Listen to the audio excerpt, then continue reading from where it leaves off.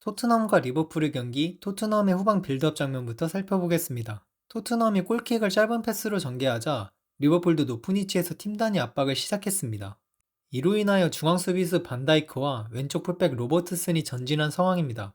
그렇게 발생한 뒷공간을 솔랑케가 침투하고 포로가 한 번에 넘어가는 롱패스를 시도했습니다. 하지만 반다이크 또한 이에 대한 대응이 되면서 볼을 차단했습니다. 이 롱패스가 반다이크를 넘었다면 넓은 공간으로 달려오는 손흥민에게 위협적인 찬스가 될 수 있었던 장면입니다. 리버풀은 상대가 후방에서 짧은 패스로 빌드업을 할 때 높은 위치에서 압박하는 구조였고, 이를 잘 알고 있던 토트넘 또한 한 번에 넘어가는 패스를 시도하여 뒷공간을 공략했습니다. 이번엔 리버풀이 후방에서 공격을 전개할 때 토트넘 또한 높은 위치에서 압박을 했고, 백4를 제외한 6명이 리버풀 진영으로 넘어와 있는 상황에서 아놀드가 한 번에 롱패스를 시도합니다. 이 공을 드라구신의 불안전한 볼 처리로 로버트슨이 공을 잡아 전개를 했고, 상대 페널티 박스까지 진입하여 코너킥까지 얻어내는 장면입니다. 두 팀은 비슷한 성향으로 낮은 위치에서부터 후방 빌드업을 할 때 상대방의 압박을 끌어내어 발생한 뒷공간을 노렸습니다. 이번 장면은 리버풀의 하프라인 부근에서 공격을 전개하는 장면입니다. 기본적으로 센터백 앞에 두 명의 미드필더 맥칼리스터와 흐라벤베르가 위치했고, 토트넘은 1선에서 솔랑케와 메디슨이 이 두 선수에게 가는 패스길을 차단하여 수비합니다. 이 경기 리버풀의 키포인트는 소보슬라이의 위치입니다. 소보슬라이는 상대 중앙 미드필더와 센터백 사이에 위치하고 있고, 이것은 리버풀의 이번 경기 키포인트였습니다. 중앙으로 볼 투입이 어렵자 고메즈에게 패스를 받은 아놀드가 좌측으로 볼을 돌립니다.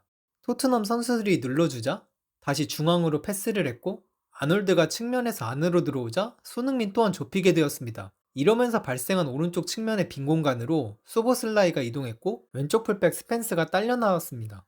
이로 인하여 백포의 나머지 수비수들도 한 칸씩 당기게 되었고, 그러면서 좌측에 디아스가 홀로 위치할 수 있었습니다.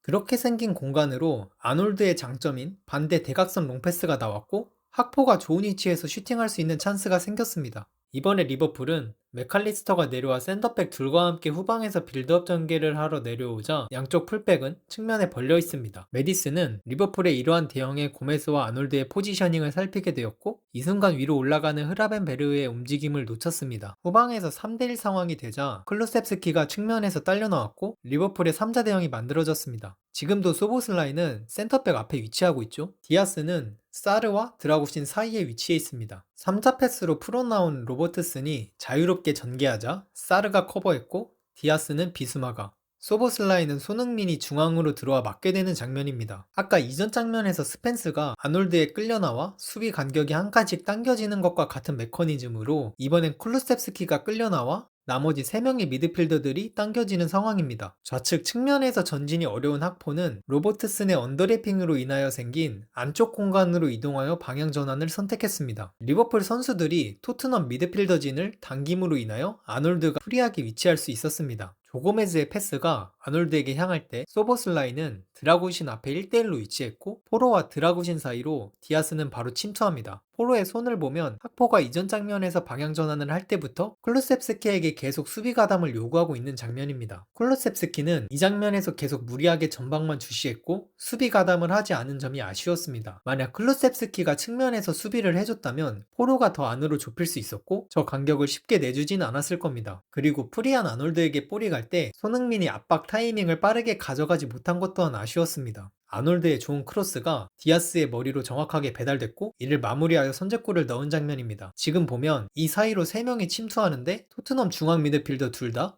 백4 라인을 전혀 보호하지 못했습니다. 이 실점 장면 하나만 보더라도 토트넘의 수비 문제는 정말 많다는 걸 확인할 수 있고, 리버풀 또한 이것을 정말 잘 활용했습니다. 두 번째 리버풀의 골 장면에서 디아스와 학포가 측면으로 빠지고 소보슬라이는 대놓고 중앙 공격수 자리에 있습니다. 이번엔 솔랑케가 반다이크를 압박했고, 고메즈에게 패스할 때 사르가 맥칼리스터를 막으러 갑니다. 흐라벤베르에게 가는 패스길을 막기 위해 메디슨도 한두 발짝 내려왔고, 비수마 또한 뒤에서 눌러줄 준비를 했습니다. 이로 인하여 소보슬라이에게 한 번에 사이 패스를 할 수 있는 공간이 생겼고, 이 패스가 끊기게 되면 치명적인 역습에 허용할 수 있기 때문에 조고메즈 입장에선 쉽지 않은 선택이었지만 성공해냅니다. 상대 중앙 미드필더와 센터백 사이 저 포켓에서 공을 잡고 돌 수 있는 소보슬라이가 받은 위치는 정말 좋았고, 좌측으로 공을 전개했습니다. 이때 포로는 2대1 상황에 놓이게 된 상황에서 이번엔 쿨루셉스키가 수비 가담을 해줬습니다. 뒤에서 프리하게 공격 가담한 좌측 풀백 로버트슨이 먼쪽 2대2 상황인 곳으로 크로스 타겟을 설정했고 맥칼리스터 또한 뒤에서 공격 가담을 했습니다. 이번엔 비수마가 과연 수비 커버를 했을까요? 네, 하지 않았습니다. 기가 막히게 이 볼이 맥칼리스터에게 떨어졌고 편안하게 득점에 성공했습니다. 토트넘이 전방 압박에 성공하여 쿨루셉스키가 공을 잡았습니다. 디아스와 학포 모두 따라가지 못한 상황에서